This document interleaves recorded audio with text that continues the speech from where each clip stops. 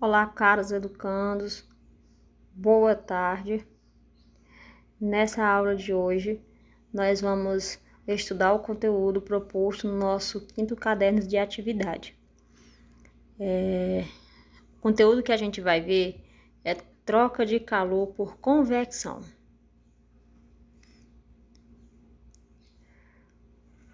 Nessa aula, a gente vai continuar os estudos sobre os processos de troca de calor. Já vimos desde o caderno anterior que são 3 tipos de troca de calor. Troca de calor por condução, por convecção e por irradiação. Nessa aula, vamos especificar sobre a troca de calor por convecção. Quando falamos em transmissão de calor, ainda pode trazer confusão para algumas pessoas. Em termologia, calor está ligado à transferência de energia térmica de um corpo de maior temperatura para um corpo de menor temperatura. Ou seja, calor é a energia térmica em trânsito. Para melhor assimilação, vamos ao seguinte exemplo. Vamos imaginar que em um sistema isolado, dentro de uma caixa de isopor, por exemplo, foram colocados 2 objetos. O objeto A temperatura de 200 graus Celsius, e o objeto B, a temperatura de 20 graus Celsius. De acordo com a lei zero da termodinâmica, com o passar do tempo, a temperatura do objeto A diminui, enquanto que a temperatura do objeto B aumenta, até que ambos atinjam a mesma temperatura, ficando em equilíbrio térmico. A energia que se transferiu do objeto de maior temperatura, no caso o objeto A, para o objeto de menor temperatura, no caso o objeto B, é chamado de calor, ou seja, energia térmica. E esse processo é chamado de equilíbrio térmico, quando os 2 objetos atingem a mesma temperatura.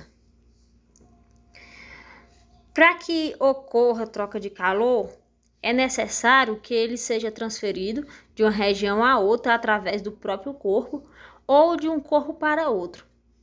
Existem 3 processos de transferência de calor estudados na termologia, que eu já relatei no início, que são condução, convecção e irradiação. A irradiação é o único tipo de propagação de calor que não precisa de meio para se propagar, certo? Enquanto a condução e a convecção, eles necessitam de um meio material para se propagar, para se transferir de um corpo para outro. A irradiação não necessita de um meio. A troca de calor por convecção, só relembrando aqui na aula passada, a gente viu a troca de calor por condução, que acontece através da vibração das moléculas que vão vibrando, transferindo calor de uma para a outra, até que todo um material, todo um objeto esteja com a mesma temperatura. Na convecção, ocorre outro processo.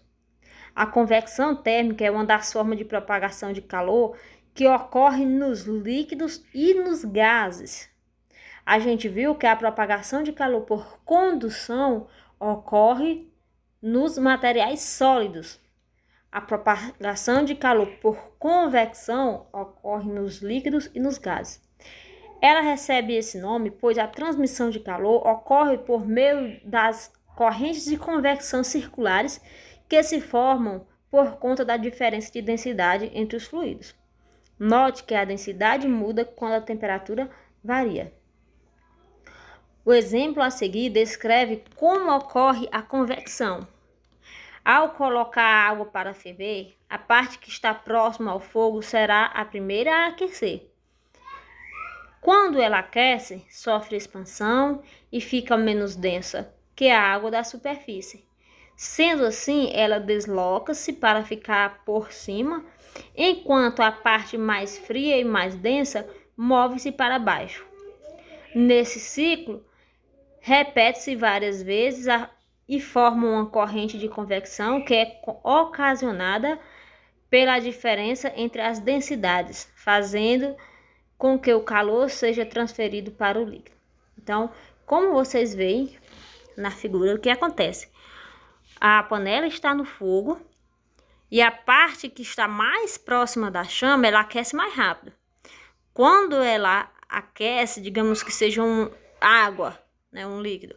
Quando ela aquece, essas partículas, elas ficam menos densas, né? E elas se expandem. E o que acontece? Elas sobem, certo? Sobem. Enquanto as partículas que estão mais na superfície, elas estão mais compactas e mais densas. Então, elas tendem a descer. Isso vai acontecendo até que todo o líquido, né, atinja uma mesma temperatura. Outro exemplo do nosso dia a dia acontece, por exemplo, nas geladeiras.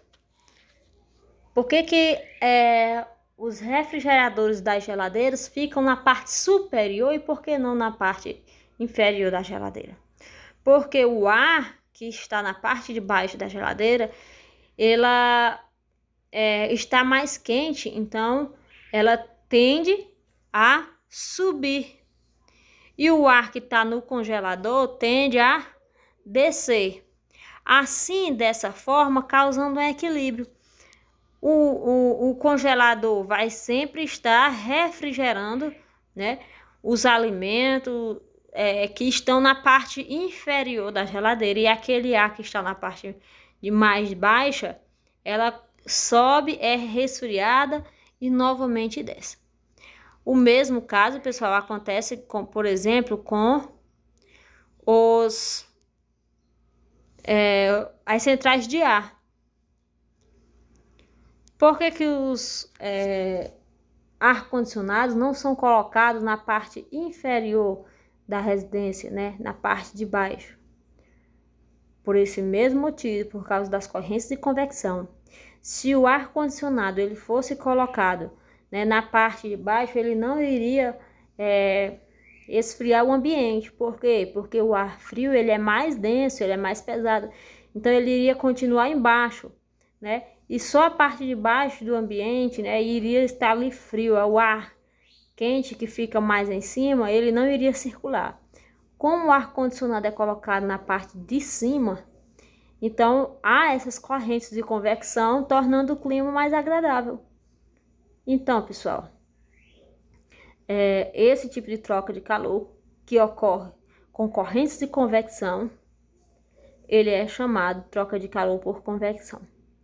E outro fator importante é que nesse processo há o transporte da matéria. Não é somente a energia térmica que é transferida, há também o transporte da matéria. A matéria mais quente desce, a mais fria sobe. Diferente da troca de calor por condução, não há transporte de matéria, apenas de energia térmica. E é isso, pessoal, eu espero que vocês tenham entendido como ocorre o processo de troca de calor por convecção. Após a leitura do material que está lá no caderno de atividade e das páginas sugeridas do livro didático, vocês vão clicar no link que está disponível no caderno de atividade e vão estar resolvendo a atividade. Até as próximas aulas, onde nós faremos o estudo sobre outros tipos de troca de calor. No caso, a troca de calor por irradiação.